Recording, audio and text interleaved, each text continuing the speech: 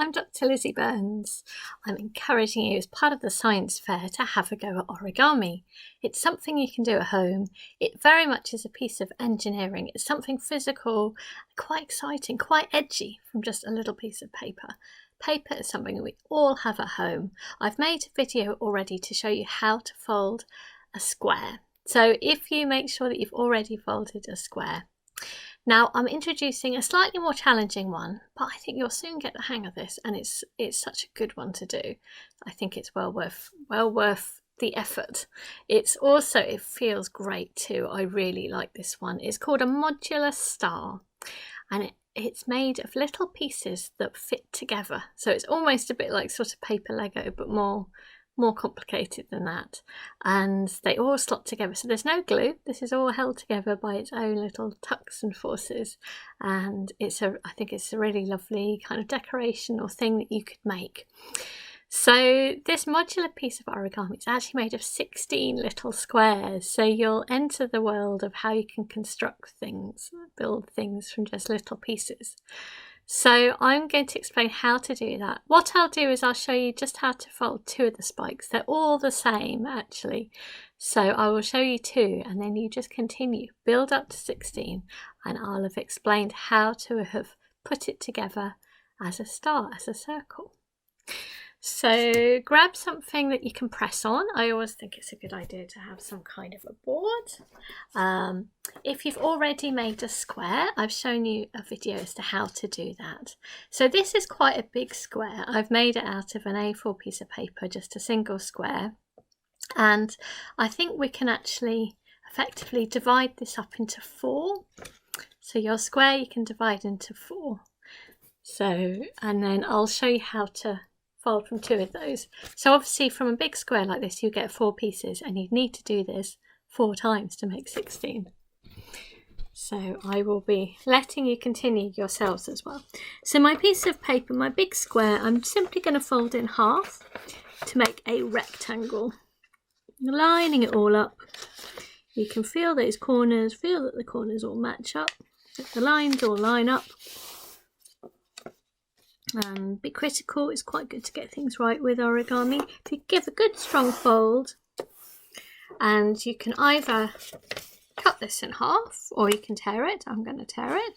So I've done a good strong fold, so then I should do a little nick, put my hand in tight, and then I should be able to tear off that strip, or use scissors if you find that easier, but try and be exact along that line. So now I've got a rectangular strip. I'm going to fold it in half, fold the long edge of the rectangle in half to make 2 squares. So I'm folding this down. And I've heard that there are origamists around the world who are visually impaired, and yeah, this is something I hope that can be a really lovely thing to do. Yuen Ha explained when she was younger that she would often feel quite bored, and origami is a really good way of helping keep your mind occupied, but in a creative, interesting way, and you'll be learning lots at the same time. So again, I'm going to do a little nick, or you could just use your scissors. I'm going to make a square. So I'm going to show you how to fold one of these spikes of your star. It does look a little bit like a virus, and actually viruses are like little I like pieces of origami actually. It's the way that the proteins fold up that make these amazing, beautiful shapes. So they often are quite spiky, but we can think of this as a sun as well. Yeah. So I'm going to take my square and I'm going to fold it in half to make a rectangle. So folding it in half to make a rectangle. So it's not clear who's invented this, and it's a bit like, I think with origami, people have made amazing discoveries and they've been kind enough to pass it on. I think it comes from a gift culture really. Japan of giving and being kind to others, and I think origami is all about that. That somebody spent the time, passed it on to somebody else, and somebody else has passed it on through time and care to somebody else. So your square, you fold it in half and it's made a rectangle. So I've got the mountain fold at the top and the 2 loose edges at the bottom. So I'm going to take the corner of my rectangle, the loose end, and I'm going to bring that corner up at a kind of, I guess, a 45-degree angle, bringing it up and lining it along that horizontal line at the top, so it lines up there. There we go. So it's flat along the top edge, and when I've taken the corner up, it's left then a 45-degree line. And you're going to do that on the other side, the other corner, again the loose end, bringing it up, and it will also start to meet with the other folded up flap, like so. So again, folding it down.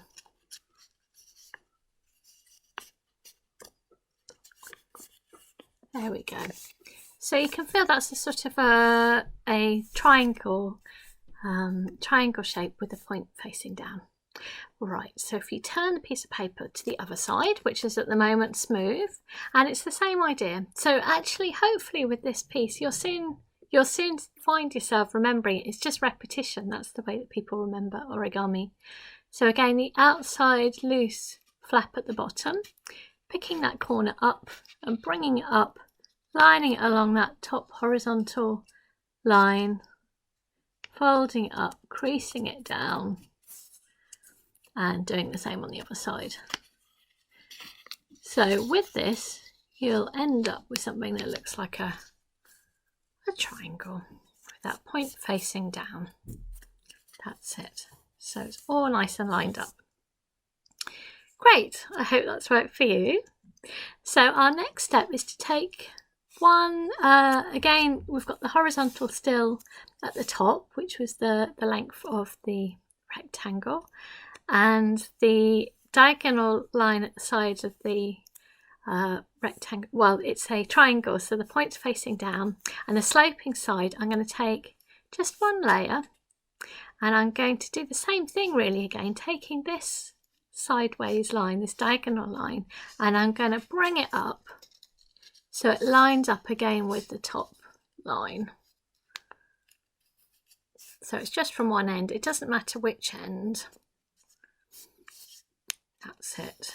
So again, it's a bit like actually the duck from before. We're sort of narrowing it down. And if we turn to the back, and it's the same thing. Again, we're going to take a side and that diagonal line, that 45-degree line, picking it up and lining it up with the top line. Now make sure you're using the same end, so it's narrowing at one end so that they match on both sides.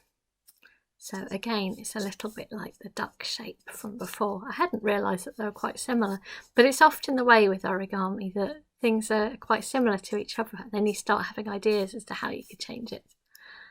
That's it.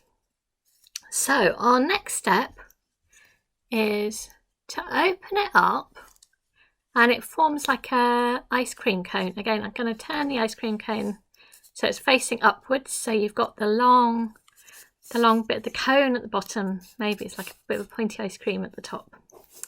And I'm feeling just the side which has all got the loose ends, the little flaps and things on this side, not the smooth side. So what I'm going to do is take what would be the ice cream bit, the pointy bit, and I'm going to fold it back. So it's going to make a little mountain fold there. Folding it back so it's like I've just tucked away the ice cream. And our next step is to turn now to the back of your piece of paper. And it's smooth on one side, but you've got that little pointy bit, almost the ice cream, folded back. Now what I want you to do is to take that triangle and fold it back. So you're making a mountain fold. Like so. And you've got, explain in a moment, you've now got a really nice spiky shape. It's a bit of a spiky end there, it's nice. And here at the top of that of straight line, let me think how to explain that, you've got a sort of an extra little layer at the wider side of your triangle, and there's actually some little pockets there. and one will tuck into the other, and that's how you start building up a circle. But I thought maybe if I show you a second time how to make this, and then we'll have two, and I can show you how to, I can explain how to fit those together. And you just continue, so you make 16 and it will build up to make a circle. So let's do another one. So again, you've got a square. All of these squares need to be the same size, that's the crucial thing. So I'm going to take my square and I'm going to fold it in half to make a rectangle. Hopefully in doing this, once you've done it 16 times, you'll find yourself remembering it. So folding it in half to make a rectangle. Great, good, strong folds, always a good idea. And it becomes quite calming and soothing. Maybe you'll start making stars for lots of people as well. And I've made some really big ones out of like magazines and things, but it gets a little bit, if it's soft paper, it will start falling apart a little bit more easily. So you might have to then add a layer of glue. But this copy paper, I found it does just about stay together. So again, I've got the rectangle, the folded mountain side is horizontal with the ground, and I've got the loose flaps at the bottom. And I'm going to take a corner, one of those loose flaps, and bring it up 45 degrees so it lines up with that top horizontal line, and it forms a triangle, right angled triangle. I've forgotten a lot of these terms. These are things that I learnt at school, these words, and I don't often use them anymore. So, and again, on the same side of the piece of paper, there's another loose flap, and I'm going to lift this up and line it up with the other one. Again, lining up with that top horizontal line, and it should neatly fit next to the other. And you've then turned that rectangle into a triangle point that's facing down with a couple of flaps. Next, I'm going to turn to the back. It's all smooth, and we're going to take again a corner, that loose flap, and bringing it up to the top, lining it up, and we're converting this rectangle into a little triangle. That's it. And I've actually all done it a little bit differently to how I normally do it, because I'm doing it so that you can feel it better as little mountain folds. You can feel the edges, which will help a lot. Actually, I reckon it's more accurate too. So this corner, again, lifting it up, lining it up. Take your time, enjoy taking your time, that's what it's all about. Encouraging you to take a little bit of time out, lining it up. There's no hurry, it's about enjoying the process. I really recommend just savouring taking your time. Lining that up. All good, great. And it's just almost the same thing again. We're going to take the side, just one side, that one layer, which is I guess 2 layers, and we're going to bring it up to the horizontal line. So it's narrowing it down from just one end of that triangle. It's kind of thick now, that's good. It makes it nice and strong and pointy. And then turning it to the back. And the same thing, but you need to make sure that they match, so it's the same side.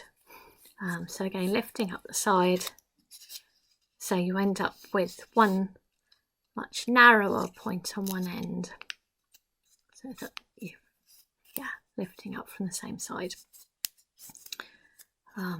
Great. So at the moment you've got kind of a long horizontal line, and you've got a couple of diagonal lines there. You can just open it up. One side there's lots of kind of loose flaps, the other side at the back it's smooth. I'm going to turn it so it feels like an ice cream cone, so it's a longer cone at the bottom and the pointy ice cream at the top. So I'm going to take the pointy ice cream and I'm going to fold it back, make a mountain fold so it's lined up with the top of your cone there. That's it. Right, I'm now going to turn to the back of it, which is the smooth side, but you've got that cone, the top of the ice cream, that little triangle at the top, that's fine. And next we're going to fold it, so again it's a mountain fold, so it comes up, folding it back, and you'll find then you've got a nice sharp point one end, and you've got a sort of a flap at the top. Now there is a little pocket.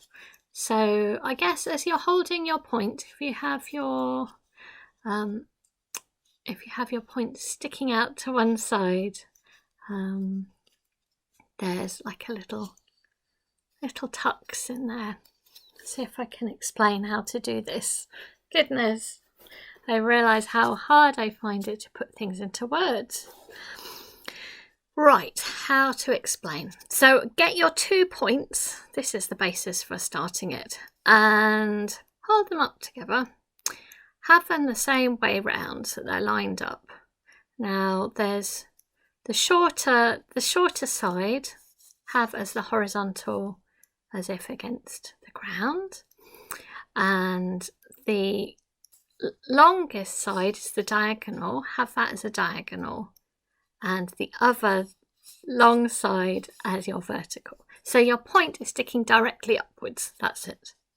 Right. You should feel that there's a sort of a pocket, that there's an extra triangle at the back of that right angle part of the triangle. So what we're going to do is that pocket, you can feel, which is the point where it's the right angle, that there's little pockets in there. And you can take the sort of,